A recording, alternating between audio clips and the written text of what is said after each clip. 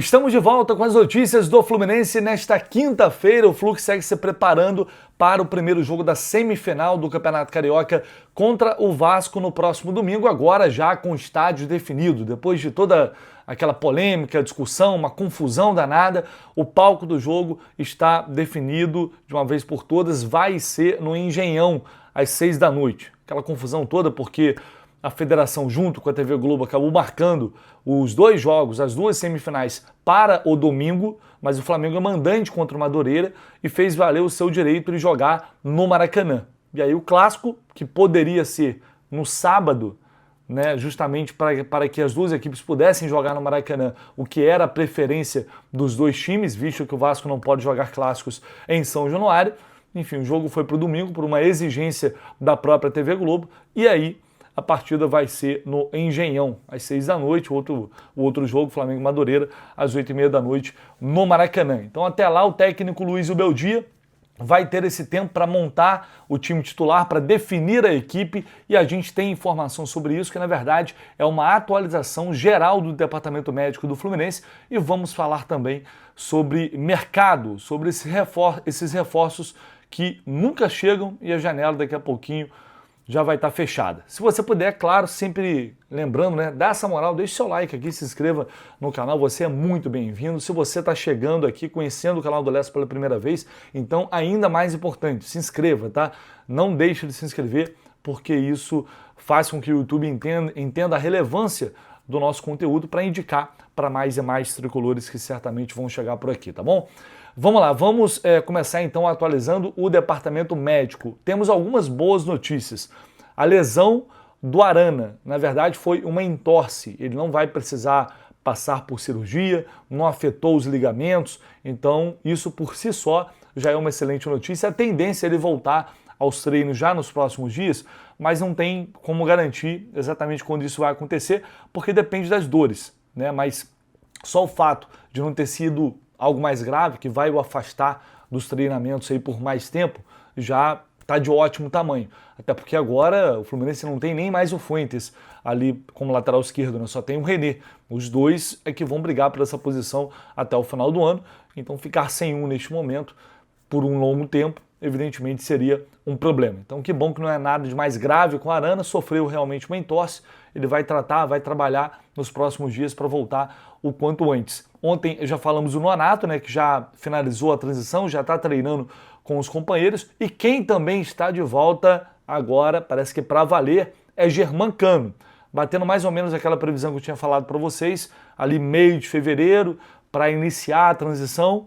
E aí, claro, né, dentro dessa transição vai depender da evolução dele nos treinamentos para voltar a ficar à disposição do Zubeldia. Acho muito improvável que ele tenha condições de ser relacionado para essa semifinal, né? Eu não vou falar dos outros jogos porque a transição, os prazos eles mudam muito de acordo com a evolução de cada jogador. Mas de qualquer forma, é ótimo saber que o Cano está de volta. Eu sei que vai ter muita gente que vai falar, mas não aguenta mais, já está realmente com o físico comprometido, que não vai resolver nada. Eu entendo quem fala isso, mas enquanto o Cano estiver como parte do elenco do Fluminense, eu sempre tenho a esperança de que ele pode ajudar. Ainda mais no momento em que a gente não tem mais opções, né? Centroavante agora só o John Kennedy no elenco.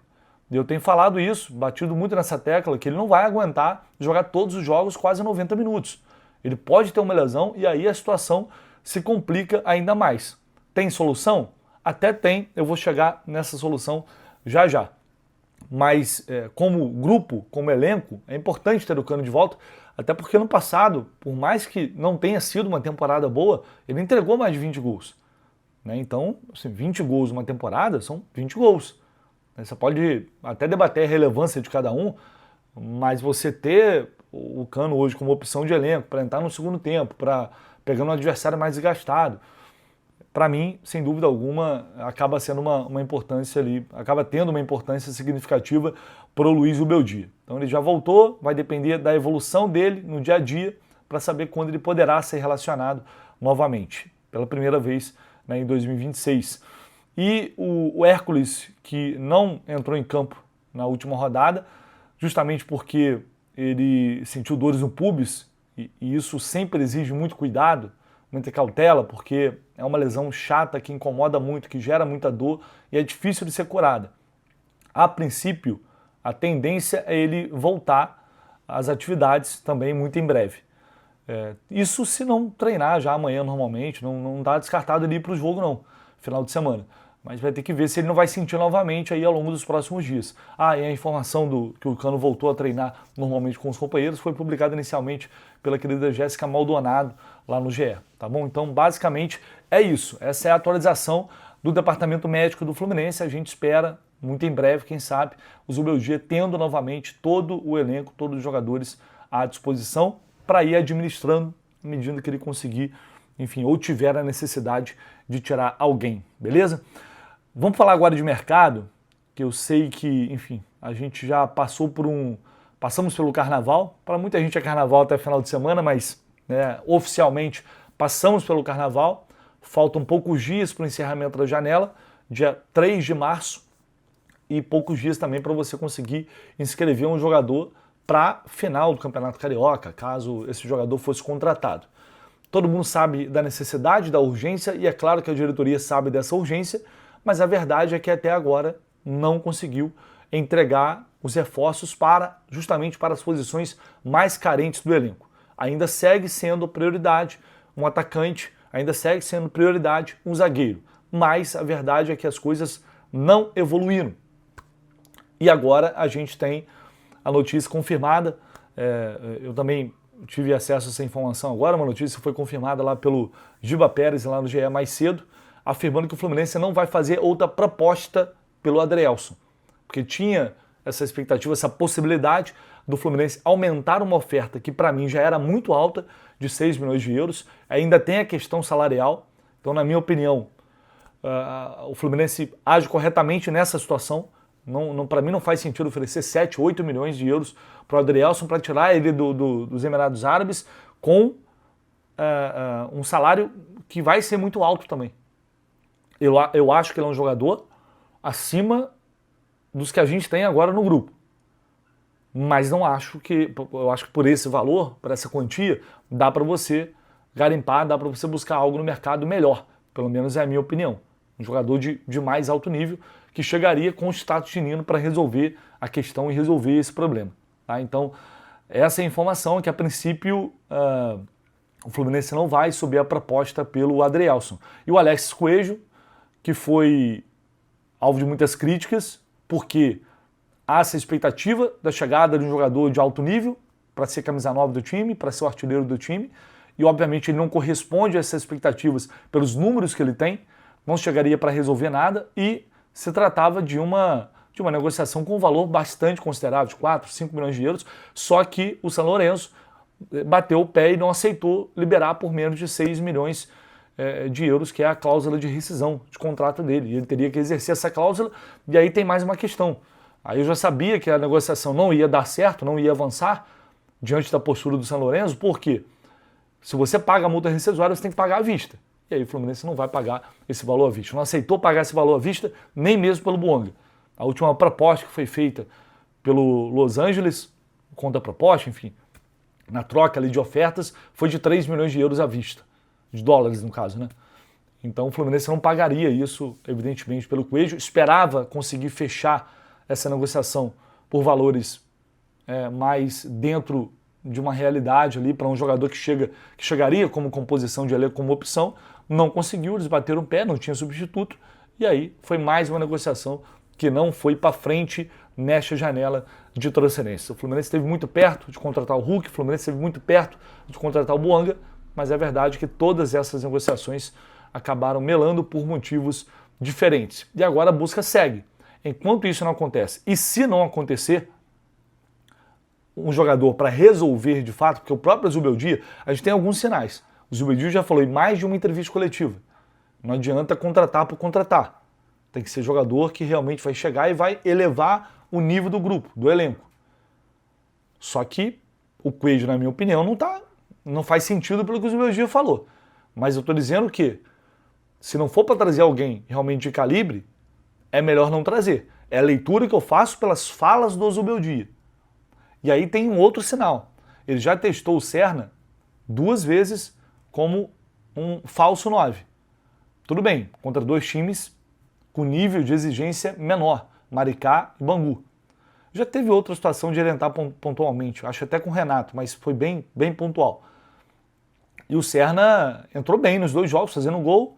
Contra o Bangu ele não fez gol, mas meteu uma bola na trave e quase fez, dando uma dinâmica de movimentação interessante ali por dentro.